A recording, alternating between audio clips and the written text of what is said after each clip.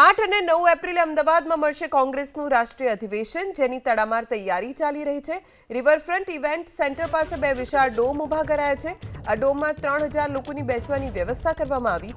એ, બી અને સી પ્રકારની વ્યવસ્થા ડોમમાં બેસવા માટે કરવામાં આવી છે.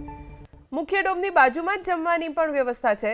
3000 લોકો ભોજન લઈ શકે તે માટે અલાયદો ડોમ તૈયાર કરાયો. બંને ડોમમાં કુલર અને એસીની પણ વ્યવસ્થા છે. 9મી તારીખે રાષ્ટ્રીય અધિવેશનમાં 4 જેટલા ઠરાવ પસાર કરવામાં આવશે. 64 વર્ષે ગુજરાતમાં કોંગ્રેસનું રાષ્ટ્રીય અધિવેશન મળવા જઈ રહ્યું છે, જેને લઈને કોંગ્રેસ તરફથી કોઈ જ કચાશ રાખવામાં નથી આવી રહી. ગુજરાતમાં 30 વર્ષનો રાજકીય વનવાસ ભોગવી રહેલી કોંગ્રેસ હવે સત્તા મેળવવા માટે થઈ અને અધીરી બની છે. 64 વર્ષ બાદ ગુજરાતમાં કોંગ્રેસનું રાષ્ટ્રીય અધિવેશન રાખવાનું એકમાત્ર કારણ એ છે કે હવે ગુજરાતમાં હાથમાંથી ગયેલી અને વર્ષો સુધી પાછી ન આવેલી સત્તા મેળવવી છે. દ્રશ્ય બતાવવાનો પ્રયાસ કરશું. 9મી તારીખે આ જ જગ્યાએ કોંગ્રેસનું રાષ્ટ્રીય અધિવેશન મળવા જઈ રહ્યું છે અને તેની તડામાર તૈયારી હાલ ગુજરાત કોંગ્રેસ દ્વારા કરવામાં આવી રહી છે. દૃશ્યની અંદર જુઓ છો એ પ્રમાણે અલગ અલગ પ્રકારના 2 ડોમ અહીંયા તૈયાર કરવામાં આવી રહ્યા છે. હાલ દૃશ્યની અંદર જે આપ ડોમ જુઓ છો એ જે 3000 જેટલા પદાધિકારીઓ કોંગ્રેસના અહીંયા આવવાના છે અધિવેશન માટે, તેમના જમવા માટેની વ્યવસ્થા જ્યાં થવાની છે એ આ ડોમ બનાવવામાં આવી રહ્યો છે. હવે મારા સહયોગીને વિનંતી કરીશ કે આ તરફનો ડોમ આપને દર્શાવવાનો પ્રયાસ કરે. આ જર્મન ડોમ છે કે અહીંયા રાષ્ટ્રીય અધિવેશન મળવાનું છે. 3000 લોકો અહીંયા બેસી શકે એ માટેની પૂરતી વ્યવસ્થાવાળો આ ડોમ તૈયાર કરવામાં આવી રહ્યો છે.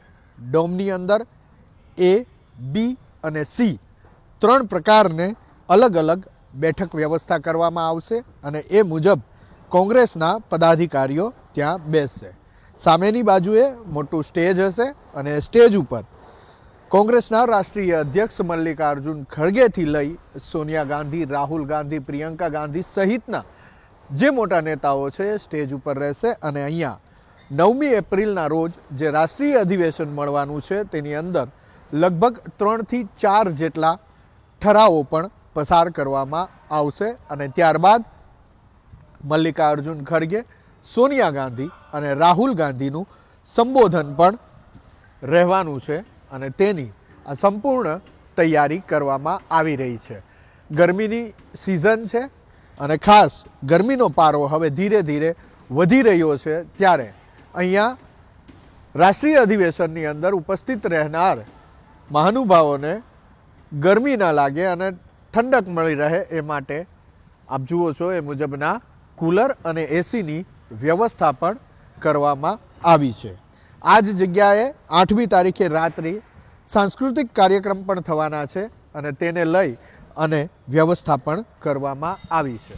તો કોંગ્રેસ અત્યારે તૈયારીમાં લાગી છે, કારણ કે 64 વર્ષ બાદ ગુજરાતની અંદર અને એમાં પણ ખાસ અમદાવાદમાં રાષ્ટ્રીય અધિવેશન મળી રહ્યો છે અને હેતુ એકમાત્ર ગુજરાતમાં સત્તા વાપસીનો છે. કેમેરામેન અજય પાંડે સાથે હિરેન રાજગુરુ, એબીપી અસ્મિતા, અમદાવાદ.